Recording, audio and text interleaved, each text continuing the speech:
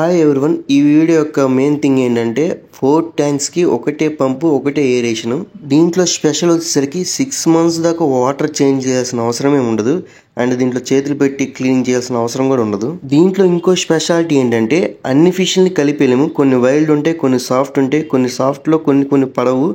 వాటిని అన్నింటి డిఫరెంట్గా పార్టీషన్ చేసి దీంట్లో మెయింటైన్ చేసుకోవచ్చు. ఈ సెటప్లో మెయిన్ థింగ్ ఏంటంటే ఫిష్లు అంత తేలిగ్గా చనిపోవు.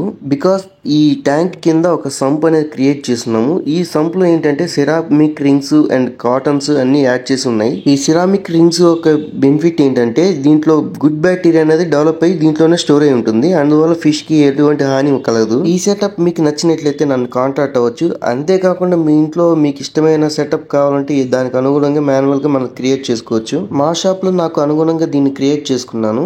అండ్ మా షాప్ అడ్రస్ వచ్చేసరికి ఒంగోలులో ఉన్న స్వాతి కళ్యాణ మండపం కిందే ఉంటుంది మా షాప్ వచ్చేసరికి. ఓకే, ఫైనల్ గా ఈ సెటప్ ని ఎలా క్రియేట్ చేసినా ఫస్ట్ నుంచి ఎండ్ దాకా చూపిస్తాను. అండ్ ఇది 6 months తర్వాత కూడా ఎలా ఉన్నదో మొత్తం క్లియర్ గా చూపిస్తాను. ఇప్పుడైతే నేను 6 months తర్వాత ఎలా ఉందో మీకు ట్యాంక్ చూపిస్తాను. ఇంకా వాటర్ అయితే చేంజ్ చేయలేదు. దీంట్లో ఫిష్లు అప్పుడప్పుడు చేంజ్ చేస్తూ ఉంటాను, ఎందుకంటే మాది ఎక్వేరియం షాప్ కాబట్టి. ఇప్పుడు మీరు చూసినట్లయితే వాటర్ ఇంకా క్లియర్ గా ప్యూర్ గా ఉన్నాయి. ఇట్లా ఉండడం కారణం ఏంటంటే ఏ ట్యాంక్ కి ఆ ట్యాంక్ కి ఎక్కడికక్కడ మనం స్పాంజ్ ఫిల్టర్స్ అనేది సెటప్ చేసేసాం. ఈ విధంగా ఈ ఫిల్టర్ క్లీనింగ్స్ వచ్చేసరికి మనం మాన్యువల్ గా తయారు చేసుకున్నాము. ఈ ఫిల్టర్ యొక్క యూజ్ ఏంటంటే ఫుడ్ వేస్టేజ్ అంతా మొత్తం నాపేస్తుంది, వాటర్ బ్లాక్ కాకుండా పైప్ లోంచి. ఈ ఫిల్టర్స్ అయితే 1 month కి ఒకసారి ఎప్పుడో ఒకసారి క్లీన్ చేస్తుంటాను, బాగా డస్ట్ పట్టేసినప్పుడు. 6 months దాటిన తర్వాత కూడా వాటర్ అనేది ప్యూర్ గా ఉంటుంది. కానీ వాటర్ ఎందుకు చేంజ్ చేయాల్సి వస్తుందంటే దాంట్లో మినరల్స్, దానికి కావాల్సిన న్యూట్రియన్స్ వాటర్లో కంటెంట్ అనేది అయిపోతుంది. అందుకని కొత్త వాటర్ని యాడ్ చేయాల్సి వస్తుంది. మరి దీంట్లో ఆక్సిజన్ సెటప్ అనేది మీరు పెట్టలేదని మీకు డౌట్ రావచ్చు. అవసరం లేదు దీనికి ఆక్సిజన్ సెటప్, ఎందుకంటే దీంట్లో వాటర్ ఫ్లోట్ అవుతుంటే ఆటోమేటిక్గా డిసాల్వ్డ్ ఆక్సిజన్ అనేది క్రియేట్ అయిపోతుంది. ఆక్సిజన్ అయితే అవసరం లేదు దీనికి. దీని యొక్క వాటర్ సర్క్యులేషన్ డిజైన్ వచ్చేసరికి కింద నుంచి పైకి వస్తుంది. ఆ పై వాటర్ అంతా మళ్ళీ కిందకి వెళ్ళి మళ్ళీ రీసర్క్లింగ్ అవుతూనే ఉంటుంది. అలాగా ఇప్పటి వరకు మీరు ఫ్రంట్ వ్యూ చూసారు కదా. ఇప్పుడు బ్యాక్ వ్యూ చూసినట్టయితే ఇక్కడ మొత్తం పైప్ లైన్ సిస్టమ్ మొత్తం దీనికే వస్తుంది. మీరు దీనికి పైప్ లైన్ ఒక వాటర్ డ్రాపింగ్ లైన్ ఎంత లెవెల్ వరకు ఉండాలో అంతవరకు హోల్డ్ చేసుకుంటే మనకి ఆ వాటర్ వరకు మేనేజ్ అవుతుంది. మిగతాదంతా కిందకి ఫ్లోట్ అయిపోతుంది.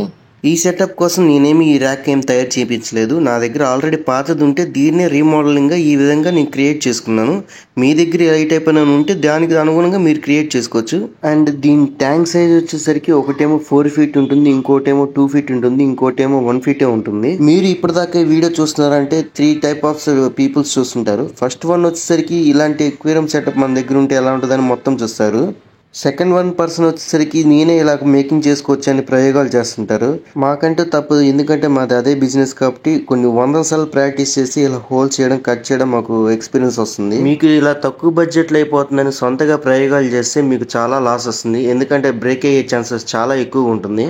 మీరు ఎంత ఎక్విప్మెంట్ కొనుక్కునే బదులు మన దగ్గర ఆర్డర్ పెట్టుకుని బుక్ చేసుకుంటే ఇంకా తక్కువ బడ్జెట్లోనే అయిపోతుంది. డబ్బులు ఎంత బొక్క పడినా పర్లేదు, మేమే సొంతగా చేసుకుందాం అంటే బొక్కలు పడకుండా చూసుకోండి, యాజ్ యువర్ విష్. ఇక థర్డ్ పర్సన్ వచ్చేసరికి మా కమ్యూనిటీ వాళ్ళే ఉంటారు, ఇంకో అదర్ పర్సన్స్ ఎక్వేరియంస్ వాళ్ళు. ఇప్పటి వరకు మీరు ఈ వీడియో చూసినందుకు thank you very much. Video చూసి నాలెడ్జ్ పెంచుకోవడం తప్పు లేదు, కానీ నాలాగే కాపీ కొట్టాలని ట్రై చేయ మాకు, ఎందుకంటే ఎవరి స్టైల్ వాళ్ళది ఉంటుంది.